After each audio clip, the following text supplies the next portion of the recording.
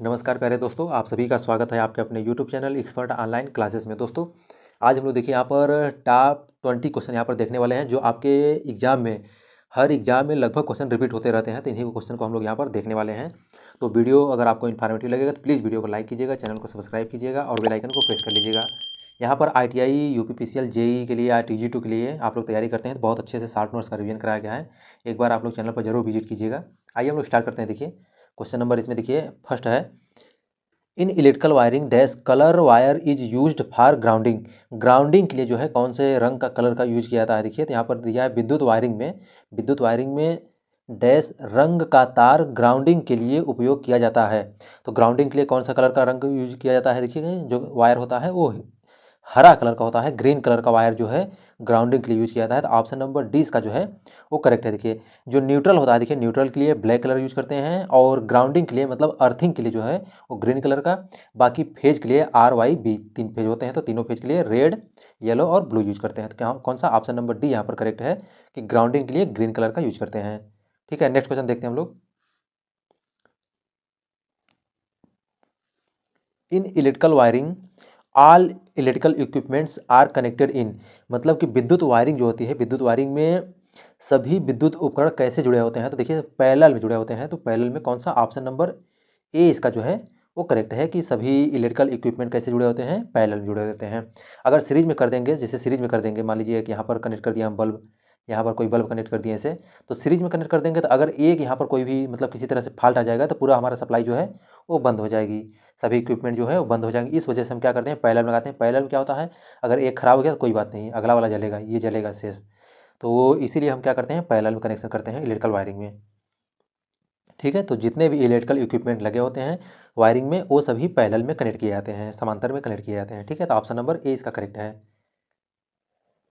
Next question है, देखिए a two way switch connection is generally used for.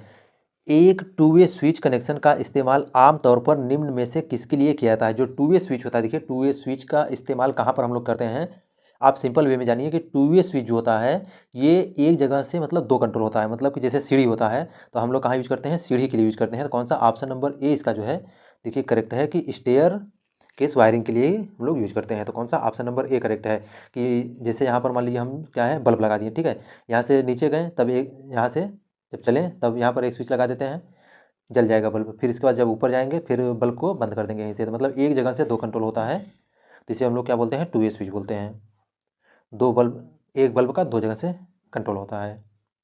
ठीक है, तो टू वे स्विच का यूज कहाँ करते हैं, स्टेयर केस वायरिंग में करते हैं, मतलब सीढ़ी की वायरिंग के लिए हम लोग टू वे स्विच का यूज करते हैं। नेक्स्ट क्वेश्चन है क्वेश्चन नंबर, इसमें देखिए सिंगल फेज या थ्री फेज परिपथों में न्यूट्रल का रंग क्या होता है। तो जो न्यूट्रल होता है, देखिए न्यूट्रल का रंग कैसा होता है, तो वो ब्लैक कलर का होता है। तो ऑप्शन नंबर डी इसका जो है वो करेक्ट है यहाँ पर कि सिंगल फेज या थ्री फेज सर्किट है उसमें न्यूट्रल जो होता है, न्यूट्रल का कलर पूछ रहा है कैसा होता है, तो कैसा होता है देखिए ब्लैक कलर होता है। ठीक है, जो न्यूट्रल वायर होता है, न्यूट्रल वायर का कलर वो ब्लैक कलर का होता है। इसके बाद जो है फेज जो होते हैं RYB होते हैं, रेड और ब्लू और येलो होते हैं। और जो आपका न्यू अर्थ कंडक्टर होता है जिसको हम लोग ग्राउंड कंडक्टर या अर्थ कंडक्टर बोलते हैं, उसका कलर कैसा होता है, तो ग्रीन कलर होता है। ठीक है, नेक्स्ट क्वेश्चन है, देखिए the light load in domestic electrical wiring should not be more than. मतलब कि जो विद्युत उपकरण होते हैं, घरेलू वायरिंग होती है, लाइट लोड के लिए किससे अधिक उसका लोड नहीं होना चाहिए। तो देखिए इसमें कैसे, तो 800 वाट से जो है अधिक नहीं होना चाहिए। कितना, 800 वाट। अगर इलेक्ट्रिकल वायरिंग सिस्टम है, electrical wiring system light fan के लिए है तो 800 वाट से अधिक नहीं होना चाहिए। 5 एम्पियर के 2 सॉकेट और 800 वाट से अधिक नहीं होना चाहिए। और इसमें कितने पॉइंट होते हैं, 10 पॉइंट जो है, 10 पॉइंट से अधिक नहीं होना चाहिए। अगर मतलब कि डोमेस्टिक वायरिंग सिस्टम है, मतलब कि लाइट फैन सर्किट है, तो उसमें 5 एम्पियर के 2 सॉकेट और 10 पॉइंट, अधिकतम 10 पॉइंट और 800 वाट से अधिक नहीं होना चाहिए। अगर यही पावर सर्किट रहेगा तो इसमें 15 एम्पियर के 2 सॉकेट होना चाहिए, 3000 वाट से अधिक नहीं होना चाहिए और 2 पॉइंट होने चाहिए। ठीक है, इतना आप लोग ध्यान रखिएगा इसको। नेक्स्ट क्वेश्चन है, एमसीबी का फुल फॉर्म पूछ रहा है। देखिए एमसीबी का फुल फॉर्म क्या होता है, तो मिनिएचर सर्किट ब्रेकर होता है। मिनी नहीं होता है, मिनिएचर कैरियर नहीं होता है, तो मिनिएचर सर्किट ब्रेकर होता है। तो ऑप्शन नंबर सी इसका करेक्ट है। ये शॉर्ट सर्किट से बचाने के लिए यूज करते हैं हम लोग एमसीबी। शॉर्ट सर्किट करंट से बचाने के लिए हम लोग इसको यूज करते हैं एमसीबी को, ये मीडियम वोल्टेज के लिए यूज करते हैं। ठीक है, नेक्स्ट क्वेश्चन देखते हैं। देखिए, वायर गेज का उपयोग किसी चालक का क्या मापने के लिए किया जाता है? तो जो वायर गेज होता है, देखिए वायर गेज का उपयोग हम लोग किस लिए, इसको डायामीटर को मापने के लिए हम लोग यूज करते हैं। तो कौन सा, ऑप्शन नंबर ए इसका जो है वो करेक्ट है कि वायर गेज जो होता है, वायर गेज उसके डायामीटर को नापने के लिए हम लोग यूज करते हैं। नेक्स्ट क्वेश्चन है इसमें, विद्युत नियमन के अनुसार कोई भी सर्विस लाइन किस स्थान पर ट्रिप नहीं होना चाहिए? तो देखिए इसमें क्या है, ऑप्शन देखते हैं। तो near to an insulator, insulator के पास में हो सकता है, देखिए यहाँ पर मतलब हो सकता है। इसके बाद बिगनिंग में स्टार्टिंग हो जाएगा तब भी कोई प्रॉब्लम नहीं है, टर्मिनेशन पर हो जाए तब भी कोई दिक्कत नहीं, लेकिन अगर मिड में हो जाता है, मिड स्पैन हो जाता है तब वहाँ पर दिक्कत होती है। तो कौन सा, ऑप्शन नंबर यहाँ पर बी करेक्ट है कि जो सर्विस लाइन होती है वो मतलब लाइन के बीच में ट्रिप नहीं होना चाहिए, क्योंकि उसमें जो फॉल्ट को लोकेट करना ना बड़ा डिफिकल्ट होता है। इस वजह से जो है वो मतलब कि मिड स्पैन पर ट्रिप नहीं होना चाहिए। नेक्स्ट क्वेश्चन है, क्वेश्चन नंबर इसमें देखिए, heating element of the room heater is made of, मतलब रूम हीटर का जो हीटिंग एलिमेंट होता है वो किसका बना होता है? तो किसका बना होता है, देखिए नाइक्रोम जो होता है, नाइक्रोम का बना होता है। ऑप्शन नंबर जो है ये यहाँ पर करेक्ट है कि हीटिंग एलिमेंट जो होता है किसका बना होता है, नाइक्रोम का बना होता है। नेक्स्ट क्वेश्चन है, क्वेश्चन नंबर इसमें देखिए नेक्स्ट है, हीटर वर्क ऑन, हीटर जो होता है किस पर वर्क करता है? देखिए इंडक्टिव लोड पर बिल्कुल नहीं करता है, कैपेसिटिव लोड पर भी नहीं करता है, तो कौन सा, रजिस्टिव लोड पे करता है। तो ऑप्शन नंबर सी इसका करेक्ट है कि हीटर जो होता है, हीटर कौन से, रजिस्टिव लोड पे वर्क करता है। ठीक है, नेक्स्ट क्वेश्चन देखते हैं। देखिए पीवीसी का सही रूप क्या होता है, पीवीसी का पूरा रूप क्या होता है? तो पीवीसी का फुल फॉर्म पूछा जा रहा है यहाँ पर। तो देखिए पॉलीविनाइल कार्बन है, गलत है। देखिए पॉली वार्निश है, गलत है। देखिए तो पॉलीविनाइल क्लोराइड होता है। तो कौन सा, ऑप्शन नंबर सी इसका जो है वो करेक्ट है। सभी क्वेश्चन देखिए आपके यूपीपीसीएल में, यूपीआर बिंडल में, बिहार टीजी2 में हर एग्जाम में पूछे गए हैं, सेलेक्टेड क्वेश्चन को उठाया गया है और यही सब क्वेश्चन आपके एग्जाम में बार बार रिपीट करते हैं। तो क्वेश्चन को अच्छे से देखिए। नेक्स्ट क्वेश्चन देखते हैं। देखिए, किसी विद्युत रोधी सामग्री में होना चाहिए, कोई भी जो इंसुलेटिंग मटेरियल होता है, मतलब इंसुलेटिंग मटेरियल होता है उसमें क्या प्रॉपर्टी होना चाहिए? देखिए तो ईजिली अवेलेबल होना चाहिए, ईजिली अवेलेबल होना चाहिए, लो कास्ट होना चाहिए मतलब सस्ता होना चाहिए, डाई इलेक्ट्रिक स्ट्रेंथ जो होता है वो अच्छा होना चाहिए, हाई होना चाहिए, मैकेनिकली स्ट्रांग होना चाहिए। मतलब कि देखिए ऑप्शन नंबर कौन सा, बी करेक्ट है इसका कि कम लागत हो, लो कास्ट होना चाहिए, हाई डाई इलेक्ट्रिक स्ट्रेंथ होना चाहिए और इसके बाद हाई मैकेनिकल स्ट्रेंथ होना चाहिए। तो जो इंसुलेटिंग मटेरियल होते हैं इतनी इसकी प्रॉपर्टी होनी चाहिए। तो कौन सा, ऑप्शन नंबर बी करेक्ट है इसका। नेक्स्ट क्वेश्चन देखते हैं। देखिए ये मोस्ट इंपॉर्टेंट क्वेश्चन है, बहुत बार पूछा जाता है, हर एक एग्जाम में एक दो क्वेश्चन फिक्स रहता है। देखिए एच श्रेणी के विद्युत रोधी या उष्मा रोधी को सीमित तापमान, मतलब कि जो एच क्लास का इंसुलेटिंग मटेरियल होता है उसमें जो टेम्परेचर को सहने की कैपेसिटी होती है वो कितनी होती है, रेंज होती है? तो देखिए कौन सा, इसमें जो है 180 होता है, एच का जो है 180 होता है। तो देखिए यहाँ पर सभी को मैं लिख दे रहा हूँ। देखिए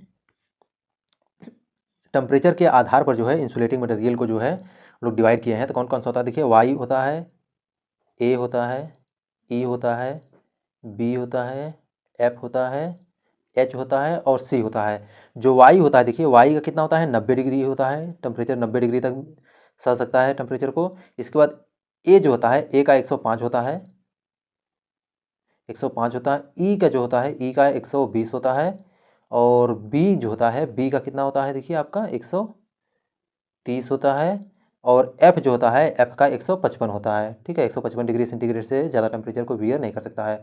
और एच जो होता है, एच का 180 होता है, यही आपसे पूछा गया क्वेश्चन में, एच का 180 होता है और सी जो होता है, सी का 180 से एबव होता है। तो देख लीजिए Y A E B F H C होता है, वाई का 90 होता है, इसके बाद फिर ई का जो है 105, वाई ए का 105, ई का जो है 120, बी का 130, इसके बाद एफ जो होता है, एफ का 155, एच का 180 और सी का 180 से एबव होता है।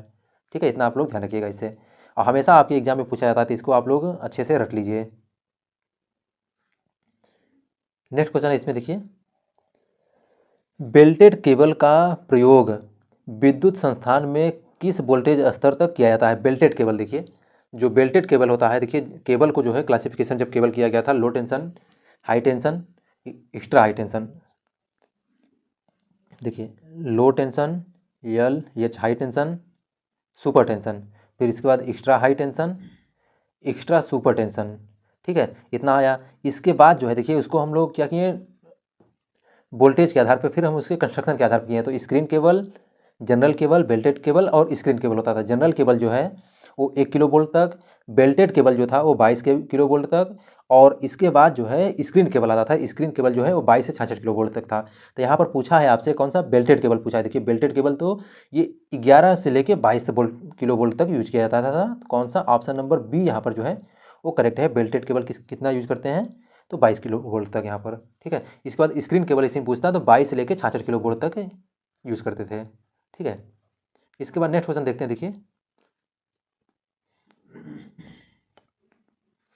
दिए गए विकल्पों में से किस पदार्थ में उच्च विद्युत रोधक होता है, मतलब कि हाई इंसुलेटिंग मटेरियल जो है, हाई इंसुलेशन रेजिस्टेंस किसमें होता है। तो देखिए जो जिंक होता है कंडक्टर, चांदी कंडक्टर, मैग्नीज कंडक्टर, तो जो माइका होता है, माइका जो है, माइका में हाई इंसुलेटिंग मटेरियल होता है। तो कौन सा, ऑप्शन नंबर बी करेक्ट है यहाँ पर। नेक्स्ट क्वेश्चन देखते हैं। देखिए इसमें कॉपर का एटॉमिक नंबर पूछा है, तो ये बिल्कुल हवा वाला क्वेश्चन है। देखिए आपके यूपीपीसीएल टीजी2 में देखिए पूछा गया है, पीजीसीआईएल टेक्नीशियन में पूछा गया है। तो कॉपर जो होता है, कॉपर का इलेक्ट्रॉनिक कितना होता है, कितने इलेक्ट्रॉन होते हैं, तो 29 होते हैं। तो कौन सा, ऑप्शन नंबर डी इसका करेक्ट है। एटॉमिक नंबर कितना होता है, 29 होता है। नेक्स्ट क्वेश्चन है क्वेश्चन नंबर, इसमें देखिए है the resistance of an insulating material is, insulating material का जो रेजिस्टेंस होता है किसके डायरेक्टली प्रोपोर्शनल होता है, तो किसके, जो रजिस्टिविटी होती है उसके डायरेक्टली प्रोपोर्शनल होता है। कौन सा, ऑप्शन नंबर ए इसका करेक्ट है। Proportional to its resistivity, resistivity के डायरेक्टली प्रोपोर्शनल होता है। देखिए आपके यूपीपीसीएल टीजी2 में पूछा गया 2015 में, ठीक है। सभी क्वेश्चन जो है काफ़ी इंपॉर्टेंट हैं और बार बार एग्जाम में पूछे जाते हैं, ठीक। नेक्स्ट क्वेश्चन देखते हैं। देखिए which of the following is not a conductor of electricity, इनमें से कौन सा, निम्नलिखित में से कौन सा विद्युत का चालक नहीं है। देखिए विद्युत का चालक कौन सा नहीं है, तो एल्युमिनियम आप लोग जानते हैं होता है, सिल्वर भी होता है, कॉपर भी होता है। तो प्लास्टिक होता है, प्लास्टिक विद्युत का चालक नहीं होता है। तो कौन सा, ऑप्शन नंबर डी यहाँ पर करेक्ट है कि विद्युत का चालक मतलब कंडक्टर नहीं है, तो प्लास्टिक जो है कंडक्टर नहीं होता है।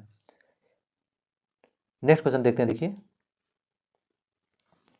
Heart wire instrument the sensing wire is made of, मतलब हार्ट वायर जो इंस्ट्रूमेंट होता है उसमें जो सेंसिंग वायर होता है, सेंसिंग वायर होता है वो किसका बना होता है, तो किसका बना होता है। देखिए प्लेटिनम इरेडियम का बना होता है। तो कौन सा, ऑप्शन नंबर डी इसका जो है वो करेक्ट है कि प्लेटिनम इरेडियम का जो है हार्ट वायर सेंसिंग बना होता है। ये एसी और डीसी, एसी और डीसी दोनों पे वर्क करता है, आरएमएस वैल्यू को मेजर करता है, ठीक है। नेक्स्ट क्वेश्चन, क्वेश्चन नंबर 20 है। देखिए इसमें which of the following is an insulating material, इनमें से निम्नलिखित में से कौन सा विद्युत रोधी पदार्थ है, कौन सा विद्युत रोधी पदार्थ है इसमें। देखिए तो कॉपर जो है कंडक्टर होता है, गोल्ड कंडक्टर होता है, सिल्वर कंडक्टर होता है, पेपर जो है, देखिए पेपर जो है क्या होता है, इंसुलेटिंग मटेरियल होता है। कौन सा, ऑप्शन नंबर डी जो है इसका वो करेक्ट है कि इंसुलेटिंग मटेरियल कौन सा है, विद्युत रोधी मतलब, तो कौन सा होता है, पेपर जो है वो विद्युत रोधी होता है। तो ठीक है दोस्तों, देखिए यहाँ पर कंप्लीट हो गया। तो अगर आप लोग चैनल पर नए हैं तो प्लीज़ वीडियो को लाइक कीजिए, चैनल को सब्सक्राइब कीजिए, और वीडियो आपको कैसा लगा आप लोग कमेंट करके ज़रूर बताइएगा कि वीडियो आपको कैसा लगा। बाकी आप लोग अच्छे से तैयारी कीजिए, एग्ज़ाम भी शायद आने वाला है, देखिए कब होता है। ठीक है दोस्तों, thank you so much for watching my video.